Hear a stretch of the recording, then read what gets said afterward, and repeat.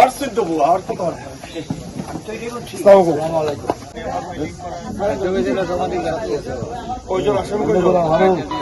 খাওয়া দাওয়া করতেছে ঠিক মতো আমি একটা দলীয় ভাবে যদি কেউ দলের পদবি থাকে তাদের বিরুদ্ধে আমরা সাংগঠনিক ব্যবস্থা নেব, আর আইনি ব্যবস্থা যে পুলিশ প্রশাসন আছে ওনারা নেবেন। মানে আপনার ভয় পাওয়ার কোনো বিন্দুমাত্র কারণ নাই। যেহেতু আপাতত আপনার ঘরটা আমরা এটা করে দেই, পরে দেখি আপনার একটা গাড়ি ঘোড়া কিভাবে ব্যবস্থা করা যায় আমরা চেষ্টা করব। আপনি শতভাগ নিশ্চিত থাকেন যে সে যত শক্তিশালী হোক, অন্যায় যে করছে সে রেহাই পাবে না।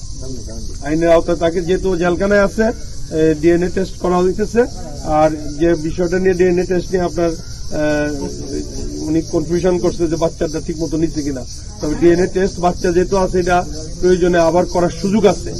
একবার যদি এটা কনফিউশন থাকে দ্বিতীয়বার এটা করার সুযোগ আছে, সুতরাং এটা নিয়ে চিন্তার কিছু নেই।